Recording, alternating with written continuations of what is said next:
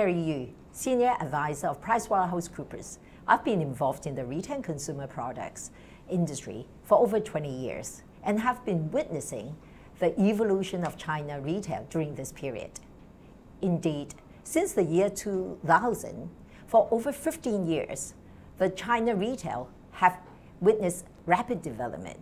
But in the past few years, things have changed. The market environment is more challenging, and the environment is more difficult to handle. How do Chinese retailers and how should they react to this environment and still achieve profitable growth? Here, I'm very pleased to welcome Professor Ananth Raman from Harvard Business School. This is the area that he has been tracking for the past 20 years as well, and seeing how retailers all over the world have been adapting to this change. Ananth, so you have a lot of experience in this area. Can you shed some light? How do the retailers in different parts of the world manage to handle this tricky problem? Okay, fair enough, Carrie. And as you pointed out, there are numerous contexts where we see a period of rapid growth followed by a period of more measured growth, and sometimes even a negative growth in certain contexts. And good companies, whether it be retailers or not, learn to adapt with the changing times, and that is really important over here. And I think there are three broad areas I would like to touch upon. One is the area of metrics and KPIs, to use how should those change when the context for the business changes. The second thing is what's the role of training, and again going back to the role of people. A third theme over here would be what's the role of process and process discipline. Now, before I get into all of those, I just wish to say something about what we have witnessed between 2000 and 2015 in the retail sector in China, and maybe in other sectors in China as well. It is a remarkable achievement. What has been seen over here, it is double-digit growth going on for roughly 15 years, while also being very profitable. It is not very common to see that combination that we witnessed in China over here. As a consequence, the number of stores that are developed, the number of people who have been developed who know how to operate in a retail context, it's a very large number, and I think this is a great foundation for what the industry can build on for the next 5, 10, 15 years. I think where it's at retail in China is at an inflection point, and it is a time where it's come out of this remarkable phase, which is a deeply humbling phase for somebody who's not first-hand involved in in the retail sector in China. But I think at this point, Chinese retail can learn from other parts of the world, the experience of retailers in other parts of the world. But Chinese retailers also have a lot to contribute in terms of knowledge as well. And innovations. Absolutely, and this exchange of ideas is something that I think bodes well. One of the things that we have learned over time is innovation can come from everywhere. It can come from anywhere, literally. And no country, no industry, no individual has a patent on innovation. So there are always innovative ideas that emerge from just different contexts. And just like China can learn from the United States, and India and Australia and other countries can learn from China, this would be a remarkable opportunity. But let me just then dig into each one of these different areas that will probably enable Chinese retail industry to transition over time from a period of, let's call it, hypergrowth to a context of more measured growth. But I'd like to start with metrics and KPIs. And typically what happens during a period of hypergrowth, the focus for most companies is on growth. The top line. It's the top line. That becomes the focus, because if you gain share and if you gain volume, typically profits are there for the taking. Now that changes in a more competitive context, and now the focus over here, it has to be some blend of growth as well as, let's call them, productivity metrics. And I want to use productivity metrics a little more broadly than some people might use it. You got to look at, first of all, you got to look at the productivity of space, of square footage or square meterage, maybe in a. So if how much can you sell in a store of, let's say, 1,000 square meters? If you can enhance your ability, if you can squeeze more sales out of the same footprint, then that's so beneficial. it's the sales per square feet. Sales per or square foot or square meter. Square right. meter. Right, absolutely. Sales per square foot and sales per square meter. What we need to remember is retail is a high gross margin, low net margin business. It's a high fixed cost business. So it would be common, for example, for a retailer to have sales of $100 but profit of $5. I mean, good retailers will often have profit of only $5. But 5%. 5%. But their gross margins might be 50%. So if they could take their sales, let's say, with the same fixed cost, if they could take their sales, so let's say they're selling $100 and making $5, if they take their sales from $100 to $110, but their gross margin is 50%, that bottom line, if the fixed costs remain unchanged, their bottom line goes from $5 to $10. So that additional $10 of sales gave added $5 of profit. So it's 10%. Sales, that is a big sales increased increase. by 10%, but profit increased 100%. Yeah. Now, so you could play around with the numbers, but that's the productivity of real estate. There is also the productivity of labor. And again, look, labor is a huge asset, but also very significant cost for retailers. And I think successful retail industries, now I'm using the industry perspective, not just a firm, have steadily improved labor productivity. I tend to be more familiar with data from the United States, where the retail industry has exceeded mine and most people's expectations by steadily improving labor productivity at 3% a year for many decades. And it is a remarkable story. If you think about, had that enhancement not been achieved, it would have affected even the inflation rate for the macro economy. Well, so that's the second one, labor. The third one is capital. Look, if you want to attract capital, you've got to use capital in a productive way. And that is the role of any steward of capital. And if you're a retail CEO, you're a steward of capital. You need to manage that well.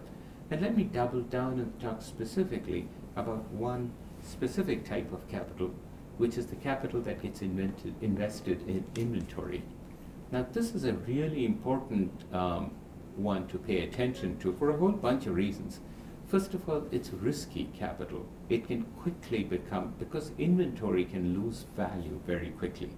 If obsolete inventory, perishable inventory, and so that inventory that today is worth $100 could quickly become worth $5 or $10 or $50 or $0 tomorrow, depending on the change in circumstances. So it is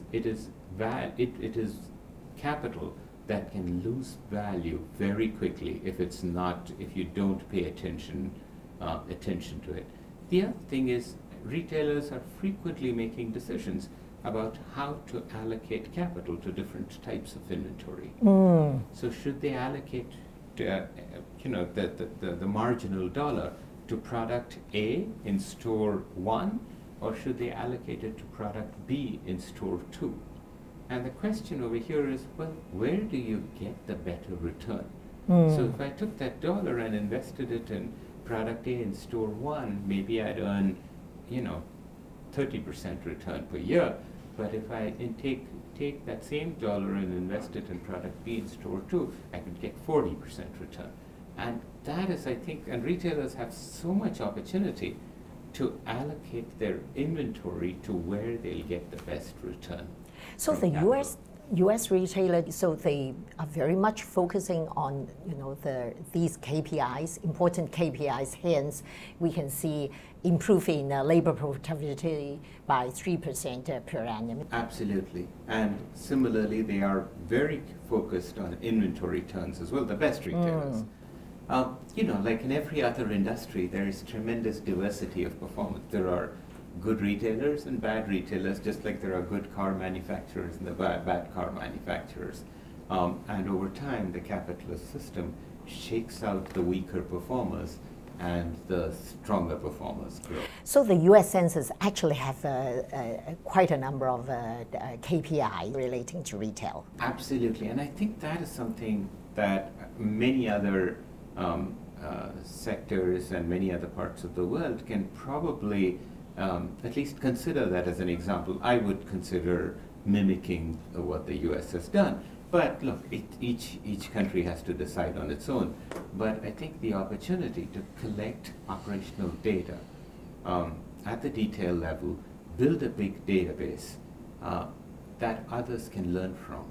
It's, students can write projects, academics can write papers, consultants can build practices and improve it further. Exactly, and it is a shared asset that everybody, that the entire industry can benefit from, to figure out what works, what doesn't work, and I think if we use those data to identify approaches that work and then celebrate those approaches, then I think over time, again, 3% a year doesn't seem like a lot in 1 year, but compound that over 30 years, and it is remarkable how much impact you can have. Definitely. These statistics and data is useful at the industry level as well as the individual company, where they can compare and ensure that they are progressing and improving at least every quarter. Absolutely, absolutely. This is so. I really think it can be a wonderful asset, and whether it be done, some of these data are collected in the United States by the government, and some by industry groups. But whatever it is, the fact that they are assembled and then available for public consumption, I think has benefited the industry over the long term. Yeah, great point. Yes, thank you. So let's talk about training, because training is going to be absolutely vital. Again, look, people are the most important asset that any retailer has. People account for a significant portion of costs that a retailer incurs. But training, training can take many different forms. To make a retailer operate more productively, training can take many different forms. One aspect of training, let's call it as training on tasks. Every detailed task, from how do you clean the bathroom, to how do you stock shelves, to how do you throw away obsolete products, to how do you check the temperature in the fish counter and ensure it's right, or in the refrigerator or in the freezer, that it's in the right band, and what do you do if it's not? These kinds of tasks people can be trained on, and I think the more people can move towards training on every detailed task, the better performance is. Now, sometimes it's a little tedious to work through each of these steps, but it is that attention to detail that explains the magic of retail. You know? And then the management training. Absolutely. So that's the second piece over here.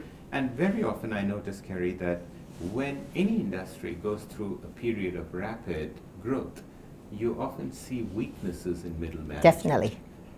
And you'll see weaknesses in areas like, do you have people who have the ability to lead a team? And any store manager is first of all a team captain. They might be leading a team of 5 people or 50 people, depending on the size of the store, maybe even 100 people, depend. So being able to know how to lead a team of people, how to give feedback, how to motivate, how to schedule tasks, how to monitor people's performance. These are all extremely important tasks, roles that people can be trained for. I also think, as somebody who's taught for now over 26 years, I feel there is another aspect of training that is often lacking in middle management. And this one is something that I just wish to share with you. And I think people with leadership positions should think about what are the tools they are giving their middle managers to help with this. The resource. Yes, to help with this particular task that I want to talk about, which is going from a strategic goal, and the strategic goal is often stated as something like a 3-year goal, right, or a 5-year goal, to tasks that I have to do today. So a store might say, or a region might say, or a company might say, we want to improve our sales, increase our sales by X% in 3 years. Well, now if you think about it, and organizations often put a goal like that, and then they put it in a big binder and lock it up, all right? But if if I manage a department in a store, or if I manage a store, or if I'm a frontline worker, what do I need to do to help achieve that goal? Because we can identify a goal, but unless it translates, unless it changes specific tasks that I do at the frontline level, it's not, why would the consumer suddenly start spending X% more? And you need to take that 3-year goal and break it down to, so where are we going to be 3 months from now, 6 months from now, 18 months from now? And then what are the tasks that we will have to do differently as a consequence? So have to break down into different periods and specific tasks. I think the great organizations have enabled their organizations to go from strategic priorities to tactics at the shop floor or sales floor level. And a lot of others are not as strong, and this is often, we call it the strategy execution gap. But great organizations enable that gap to systematically become smaller over time. Right. So what you're stressing is the discipline to have very specific KPIs at a specific period of time, so then they can measure and then they ensure that they take action to reach the KPI. Right. That's very good. Thank you. Well, let me talk about another thing, which is process, right? And process is extremely important in retail, And this is maybe, now, you've heard me say this in the past, Carrie, but out of chaos comes revenue, but out of discipline comes profit, And discipline is another word for process, that we have a process and we stick to it. And process of all, we should script almost every particular task that we do in a retail store. But what we need to understand is a process is not a static document. It needs to evolve over time. Great processes if we're doing the same thing day after day for 20 years in a row, it's not something to be very proud of. We need to get better over time. We need to look at what we did last month, last year, and say, can we do it a little better? And that's what enables that 3% enhancement over time, right? That can we serve our customers better? Can we use fewer resources? And that allows us to get better and better over time. Also, one of the things that we've learned is in contexts like retailing, where we're doing the operation in the presence of a customer, we need to know when not to stick to the process. That's a great point. Sometimes we have a process, but look, maybe a customer is distressed for whatever reason. He or she needs help. Well, don't stick to your process. I mean, the situation calls to act in let's call it a more empathetic way. Well, put the process aside and just do what you have to do in this particular. Floor staff need to have this discretion, and all this need to be trained. Exactly. So, but it's on a foundation of great execution and great process and then you say, now abandon the process if needed. Yeah, all these are very great wisdom. And you have gained all these through witnessing successful companies who adapt to a slow growth environment in the past 20 years. So these are all the successful tips. Thank you very much. Thank you, Carrie. Thank you. Yes.